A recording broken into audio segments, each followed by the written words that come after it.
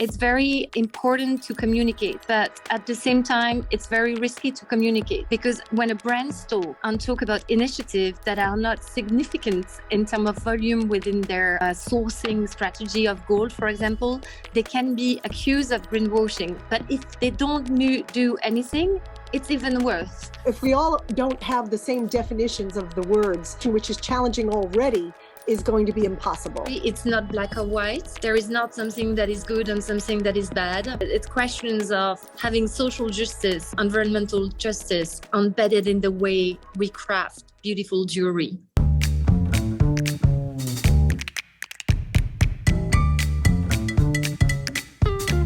Hi. Hello, how are you doing?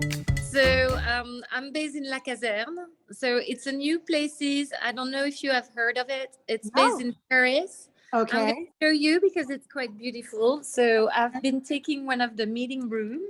Ooh. Wow, wow, wow. It's stunning. No, it's a quite cool. Well, it's not in the center of Paris, but it's a very good place dedicated to sustainable fashion and ethical jewelry. So I created Ethiwork about it's more than 3 years ago, and my first ambitions was to craft a documentary on the subject of sustainable luxury, to which then we can give a true meaning to sustainable luxury and what does it take. And because I work in the luxury sectors and especially in the jewelry sectors, I thought that in fashion, we're starting to have educated consumers, but it's not the case in the jewelry sectors. There are a lot of things that the client doesn't know, and there are a lot of things that even the employee of a jewelry brand doesn't know as well. So I thought that it could be interesting to give a voice to those subjects. I didn't manage to go until the end of my documentary because of the COVID. So it was a bad time to market, but it kind of triggered me the passion to share the knowledge that I had and to help brands that want to walk the talk of sustainability, to guide them and to give them insight and solution on how they can make better things. And I think one of my key advocacy in the sustainable luxury, it's not black or white. There is not something that is good and something that is bad. Like, for example, lab-grown diamonds are not bad in themselves, and natural diamonds are not bad in themselves. It's all depend where they come from, how they've been extracted, to which extent they've been giving back all along the way. And it's more questions of having social justice and environmental justice embedded in the way we craft beautiful jewelry. And you've been involved in this. I know before you were the CSR director for Cartier. Is that correct? Yeah. So you've been living in this space at the highest level for quite some time. What is different for you, like coming from that role to founding Ethiwork? I think that it's a very different position to be as we say now, CSO. On being the founder of Ethiwork. I think as an advisor, I've got more freedom. I've got freedom of talk. I've got freedom of the belief that I've got in terms of proposing best solution for my clients. When you are within an organization, it's getting quite political. It doesn't mean that politics is bad. It's part of the organizations, but you get less freedom to influence and act at the speed at which you would like to act. If you are a third party, you are chosen because you will make things happen quicker, or you can say things that people internally cannot say because it could trigger some political issues. So I would say being small and independent give me the freedom. And it gives me as well maybe more activism in my DNA. Yeah. So I can craft things according to my values, and I'm someone that is very engaged. Mhm. So you can be activist when you lead Ethiwork. It's Mhm. more difficult to be activist when you manage a big luxury brand. And like the documentary, for example, you probably wouldn't have the bandwidth and also the freedom of being an independent point of view to make that according to the vision that you had, I imagine. Well, I think it's not possible to have a double job when you are a CSO of one of those big brands or Right. big group. It's 100. Well, it's taking all the bandwidth, Mhm. and I think if you want to tell a story Mhm. about that, you need to be independent, and you shouldn't be working for someone, because then it's no longer a documentary, it's advertisements Mhm. or Mhm. it's educations for the sake of one brand, but it's no longer I would say something that carries an independent point of view.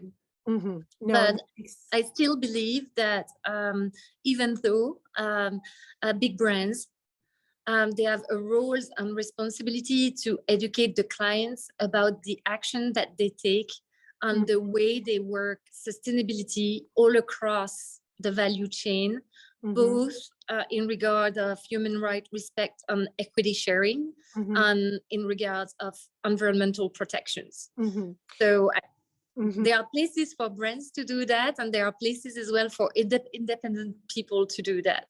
Mhm, mhm. No, that makes sense. That makes sense.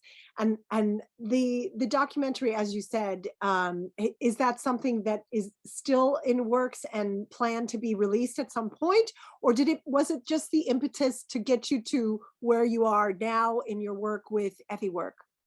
What is exciting, as you said, is that even if you are 50, you're still learning. So I don't know what the future has in store for me, Yeah. but I know that if I want to make a documentary, it's a documentary about the solutions and about inspiring people on how to make progress. Hmm. It's quite sad that nowadays TV channels, they are only interested in dirty little things, and this is not the way I want to go, because they're just amazing projects such as the FairMined project that need to be highlighted, and they need to be carried in the media. Hmm. So I wish it will happen. In my heart, that's something that I would really, really love to do.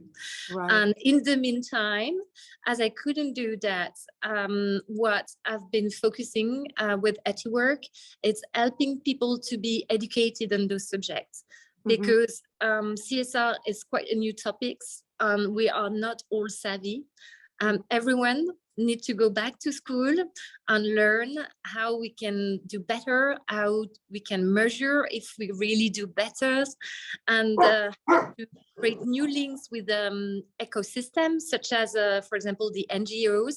And so I have been really focusing on developing training programs so that anyone could be involved in it, from the top levels with the executive board members, but as well with the vendors, which is the first person to talk to the consumer, on which most of the time doesn't know how to defend the choices of the brands that is selling. There are assumptions that we make, even we don't know we're making them, about what is good and what is bad, when there's gray, and there is progress and there is evolution. So it's very important to educate people, but how do you go about doing it? At Ethiwork and through the efforts that you're putting in right now, I often say to our clients who are doing a lot of the right work and making a lot of the right effort, I say to them, if a tree falls in the forest and no one hears it, the tree didn't fall. Because you part of the reason why you're doing this is because it's the right thing. Another part of the reason why you're doing this is to show people the way, and your learnings and your efforts and your failures and the education from those, as well as your successes. And maybe a third part is also because you feel that the consumer wants to see you doing it. Maybe that motivates you. But all of these things require sharing and communicating and educating. How do you go about doing that at Ethiwork? That's a really tough questions, and I agree with some part of the response that you give in your questions. What is very difficult in the luxury and jewelry sectors, it's that it's been driven by perfections.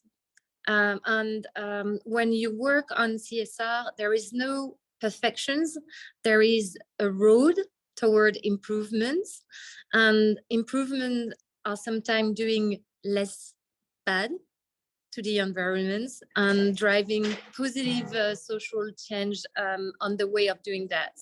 It's very important to communicate, but at the same time, it's very risky to communicate because when a brand talk about initiatives that are not significant in terms of volume within their sourcing strategy of gold, for example, they can be accused of greenwashing. But if they don't do anything, it's even worse.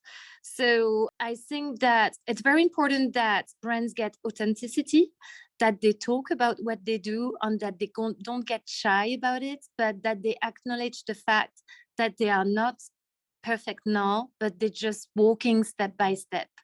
And if I've got advice to give to brands, it's that first things, make sure that you communicate to your employee and to your stakeholders, and then communicate maybe with B2C strategy, but do it once you have already engaged all your direct stakeholders to make sure that it's going to land positively. And at Ethiwork, what we do is that in terms of knowledge sharing, we give that for free because we don't consider that knowledge is the power, because what we sell is right use of the knowledge according to specific situations. So we've got a library where you can investigate many different studies, and we've got a podcast called Luxury for Good, where we share the knowledge and we share initiatives that can inspire others. I think all of this is, a very hard pill for some brands to swallow, that we want to be transparent and authentic, but not try to display anything that we're not, I think that the incorporation of the language, that it's a journey and that it's progress over perfection is really important. And I do wonder if there have been studies, and I don't know the answer to this question, about whether the end consumer is asking those questions and understands those nuances or not. There's been kind of a wide brush, like lab-grown diamonds are more sustainable, and they can be, but it depends on how you power the laboratory, and it depends on how, so there's lots of gray, and a mined diamond, a diamond mine could be, depending on how they, what I mean? So there's a lot of gray area, but I feel like the end consumer also kind of here's only the tip of the iceberg. And how do we educate them also that there's a lot of gray area? I don't know if that's something, it does seem like a very insurmountable task to educate them in that. Exactly. To educate the end consumer, it's awful, but I've got the impression if we look at what happened in fashions, it has requested a big scandals for everyone to acknowledge the fact that the fashion couldn't go anymore in the direction it was going with the fast fashion. So I'm not wishing any big scandals, because jewelry is just so expensive, it's so exclusive, and it's been always presented as something that was sustainable by meaning, because you can give it to generations, because you eco-conceive jewelry. There is educations that need to be done that is quite subtle, because we need to, many people say, well, there is the Kimberley process, so it is ethical, but the Kimberley process is not about the social and the environmental impact.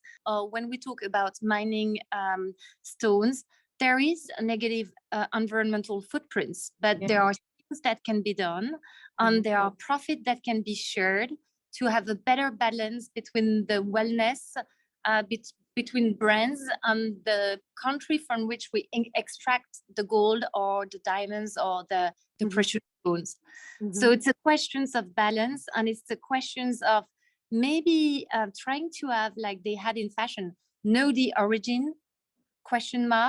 Because Right. most of the time, most of the people that buy jewels, they don't know the origins of their jewels. They know the quality, and quality is very important. That's the only thing that they know. Right. In regard of study, in partnership with CXG, I don't know how to say it in English, we're going to conduct a survey because everyone is saying this is ethical, this is responsible, but there is no definition of that. There is no common understanding of this. And across the world, I've got the impressions that expectation from the European, expectation from Middle East, expectation from America and Asia are quite different. Yeah.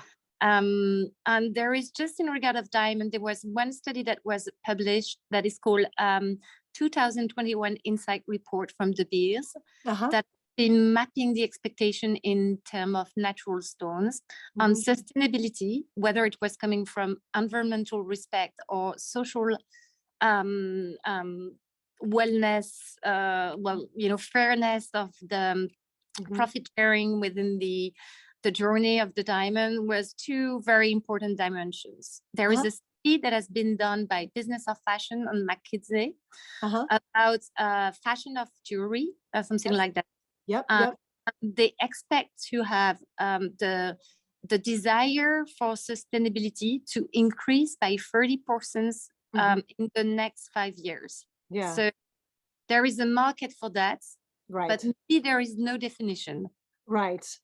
And I know because one of our team, we refer to it as ESG, environmental social governance, right?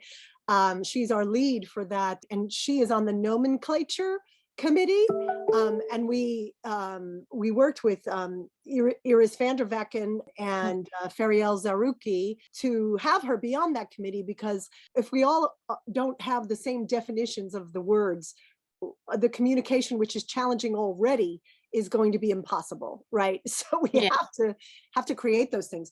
Can you talk to me more about what you do that you feel is most valuable, and what you do that gives you the most gratification, that progress is being made or that you're having some impact?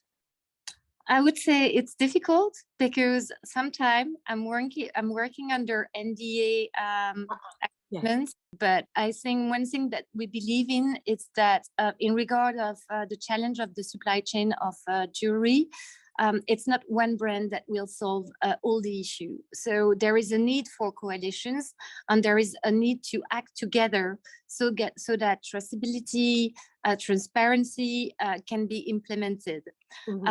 And it's still a market that is very dark. If we look at the colored gemstone, if we look even at the diamonds with the Russian war, everyone noticed that it was quite difficult to really track and trace the diamonds and make sure that there was no conflict diamonds that were coming within the supply chain. So if I've got one pledge, it's not competing on the subject, but working together.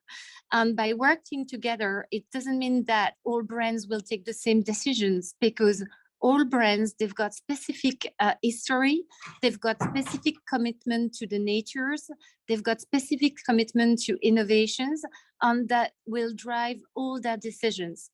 If I've got one thing that really is important to me, and it's important in regard of FairMined, is it not because mine are just bad in themselves in terms of environmental impact that we should run away from gold extraction. Because it's not because jewelry will run away from gold extractions that things will really change, and things will get worse. And the pollutions that we induce by using mercury and not helping the small community, it will go back in the oceans. And at the end, we've got only one planet. So we have to stop to be selfish, and we have to stop to put our pollutions away from our borders and just keep the beautiful things in our boundaries. If we want to have one good planet that will be for long-lasting times, then I'm sorry about the noise. It's okay. But then we're gonna have to act together and not compete on those subjects. Most of people they forget where comes gold. Sometimes they completely forget that it's coming out of the earth. So it's either with cyanure or either with mercury. There's no mommy and daddy out there with all the answers, and we're all waiting to like grow up and take their role. We're all figuring it out kind of together. We have clients all across the globe, and our clients in America are very, the conversation of ESG is super important. Our clients in China, they're like, we're sure it will be, but our consumers don't care yet. Without fairness, we're not going to build a sustainable world, and we have to share, and we have to realize that we've got only one planet. Hi, Elle here. Do you want to learn how to get on the phone with any buyer that you want to work with without an introduction or a referral? Click to get the downloadable that we've made for you that you can start using right away and will be really useful for your business and growing your revenue. Yeah. I think I had a conversation with a refining business who I will not name. And I said, would there be scope to have, because I work with many brands who used FairMined ecological gold that's made with like Futura, that's made with no mercury. I am so passionate about learning more and more about what FairMined does, and what I've learned just over the course of this year, being a judge and being able to talk to the team about how they're educating the artisans, the artisanal miners, and how they're bringing them together into communities so they can learn and support one another. It's much deeper than I understood what they were trying to achieve, but I think that this refiner said to me, would there be scope for you to invest? The big people have to put their hands down to the little people, because like you said, just because there's a border or a building that they don't work in, it's still affecting you. It's still affecting the whole industry, the whole planet, there are no borders, there are no buildings. We're all participating, and these large gold companies are doing many, many wonderful things, I'm sure. And I just asked the question, and maybe another one would have given me a different answer, but his answer was, well, they should have a different job. That would be better, because they don't know how to do it this way. And I feel like the easy answers are never actually the feasible answers. Like, oh, just get a different job, I don't know. I don't know what the answer is. But I know that for me, engaging and learning more from people like you, from FairMined Gold, and asking the questions and letting other people be educated by listening to or watching this, is helpful. So like, what do we say to simplified answers like, well, just stop mining the gold that way, just get a different job? Like, what do we say to that, what I think is an oversimplified idea of a feasible solution? One thing that we've got to get in mind is that in regards of the gold, already 80% of the gold has been extracted. So there are gold that has been already extracted, but there is no correlations between the gold that is available and the extraction. And it's not because there is gold available that we don't continue to extract. So no matter what, we can not only look at recycled gold, even if it's a good solution, we have to see how we can act so that mine extraction is made better and profit is better shared. So I think that there is a room for projects that will bring remediations and regenerations approach in regard of the mine. I think it would be interesting to have project where you not only make sure that people use properly the toxic materials that are used to extract gold, but you also help them to take care of the land and to have regenerative approach. And I think it's very important to develop those type of things, as well as helping women to get access to educations and making sure that we're not maintaining this small community under the dependency of extracting gold. So it's important that we teach them to better do their job, but we help them to move step by step toward maybe other activities. And then if we choose to do recycle gold, then and if people don't want to buy anything from the mine anymore, they should help the mining community because they cannot let them, they are dependent, and this dependency is part of the responsibility of the biggest brand. No, absolutely. And I think you're right. And I'm, you know, inspired by people like you who understand both inside and outside big brands, right? And how the impact can make its way all the way to where it matters, even though it affects everyone in the end. I think sometimes it's hard to get all the way to where it's really going to affect change, you know, and so my hat is off to you as you facilitate that as well. And then I wanted to turn the conversation to FairMined Gold, and in particular the FairMined Challenge, because I can tell just from the half an hour we've been speaking, you have an ability to get into the helicopter and go above the field and kind of see how there's lots of stuff that needs to be done on the ground. There's lots of give and take that needs to be done between people who have more power, more capability, more voice, and perhaps also more profits and financial capital to invest in change and progress. And you also understand, I hear about, you know, the very detailed impact that it's having on the lives of the communities as we make these changes. So when FairMined, I don't know, how long have you been involved in FairMined, and how did you come to be a judge on FairMined 100? I've been looking always for, I love exploring solutions. So I came across FairMined because the name is very interesting, and fair trade was existing in the food business and in the jewelry sector for some time. There was no initiative that get any labels that was bringing equity and that would give back to small mine. So I think FairMined was one of the first to lead this initiative. And when you know how the market is structured, you know that it's very important to support as well small community, because they depend on the extraction of these materials, and that they need to do it in a proper way for the planet and for themselves. And in those countries, most of the time it's quite unstable politically, and gold can be used to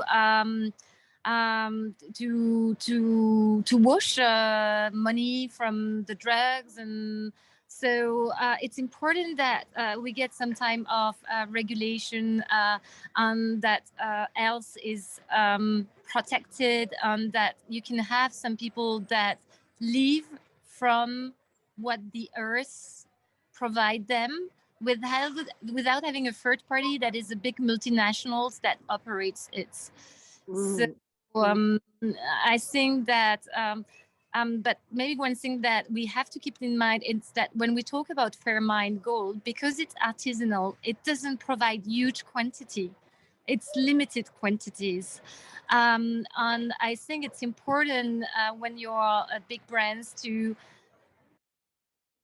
work with both system, the one that might be industrial or that might be recycled, but the one as well that help community. I think it's about more than 150 million people that depend on gold extraction in the world. So it's very, very important, even though FairMined Gold, it's only, I think, less than, I don't know, 5% of the gold that is currently extracted.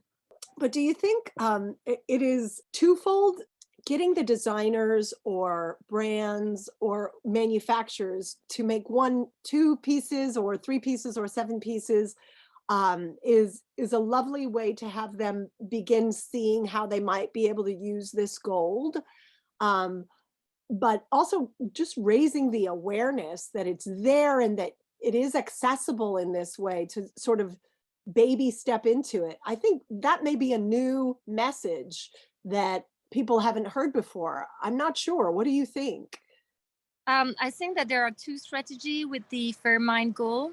Either you do exclusive products with this FairMined goal and you give it a meaning, and the more you can get closer to the community and the origin of the goal, the most interesting stories that you can tell, because you can humanize them and you can give traceability, which is very difficult to have.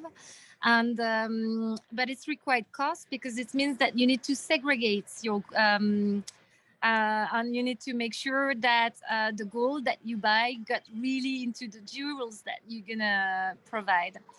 If we look at the energy markets, you've got sometimes what is called an energy mixed.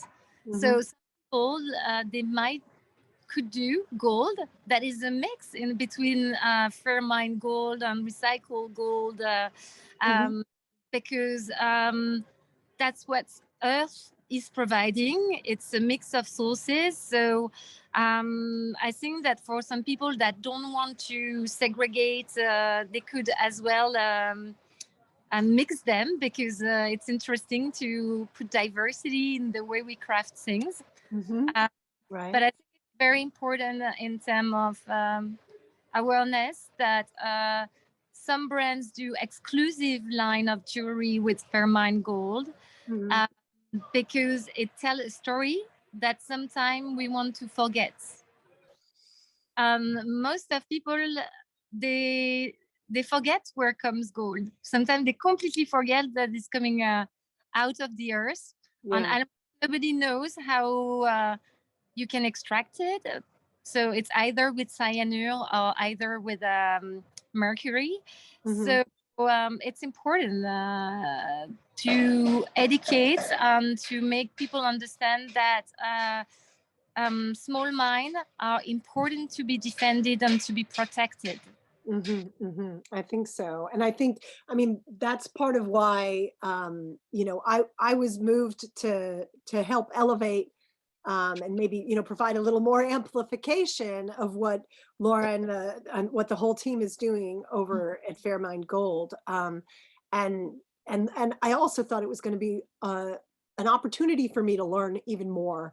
Like I said, I'm a student, and I think in a way, there's no mommy and daddy out there with all the answers, and we're all waiting to like grow up and take their role. We're all figuring it out kind of together. You know, the ramifications of behaviors over decades and centuries are just becoming really felt by people. I think a lot of people for the first time, you know, the awareness has come. And I think when people can grab on to some way they can help, even if it's a small way, it empowers them. And in a way, what FairMind's doing with this initiative is kind of empowering the people to participate a little bit, even if it's not in a large way.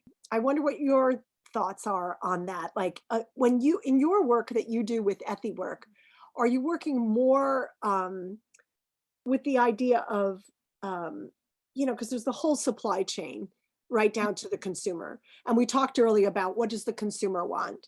And we have some clients, we have clients all across the globe, and our clients in America are very, the conversation of ESG is super important. Our clients in China, they're like, we're sure it will be, but our consumers don't care yet. They don't care yet. So there's lots of differences. Where do you attack, or where do you put most of your energy in during your work? Because we no, but it's a tough question. But because we customize as well the work that we do, I would say there is no single answer. When you work for jewelry brands, what are the value of the owners? Just one sec, I'm having a new noise. It's perfect. So what are the values of the brands? You know, what the person is trying to achieve. One thing that is really important is that in FairMined, there is the word fair. And I think that equity sharing within the jewelry supply chain is something that is very important. So far, the margin are really to the brands. And I think that in FairMined, there's this notions of giving back to the people that extract the raw materials and better sharing the value added.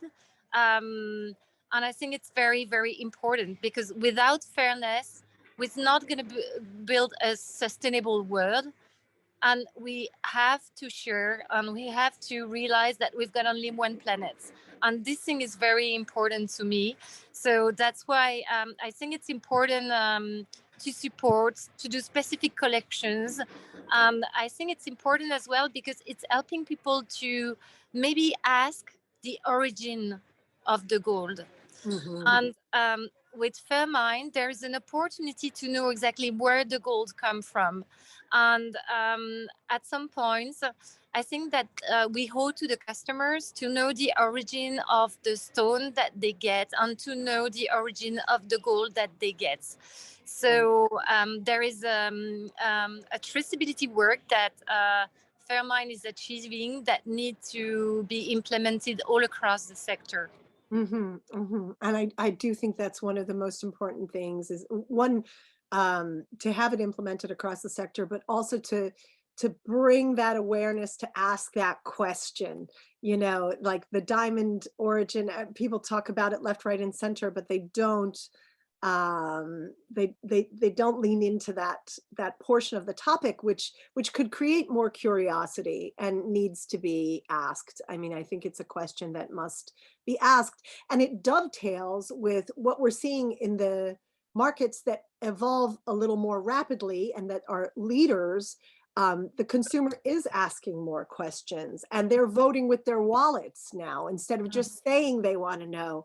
They're really voting with their wallets. So the time is right to make more progress in this direction, I think. And I love what FairMined put together. I love what they're working on, and I've been watching and learning over years. But with this FairMined 100 collection, I'm particularly a fan of it because it's really engaging the whole community and creating evangelists among each of the businesses that participate. So I think it's a really savvy way for them to educate everyone that's participating and that's ultimately perhaps being marketed these pieces of jewelry in the end. Yeah, I think it's very important that we can work with a two-dimension approach, because with the challenge there is creativity, but there is meaning in the raw material that are used for creativity. So it gives a double sense to the creations. And it's very interesting to have these competitions with this goal, because it will evangelize maybe the consumer that will ask more questions. And one thing that is important to know as well is that you've got some dirty golds. And most of the time, dirty golds at some point, it's getting back into the jewelry sectors because it's smuggled illegally inside the recycled gold chain at some points. And it's not because you stop completely buying mined gold that you solve the issue. It's going to take more time. And what is interesting with FairMined, it's that you've got different steps. You can work on the equity, but you can work as well on the regenerative approach and the protections of the earth. And it's big premium that are paid by the brands. And I think that the consumer should know that it costs more because it's coming from small mine, and it's requesting investment to help the community to have a better lifestyle. And on all the brands that do FairMined, they're not doing it just for branding. It's costing them more, and they're putting meaning into it. Right.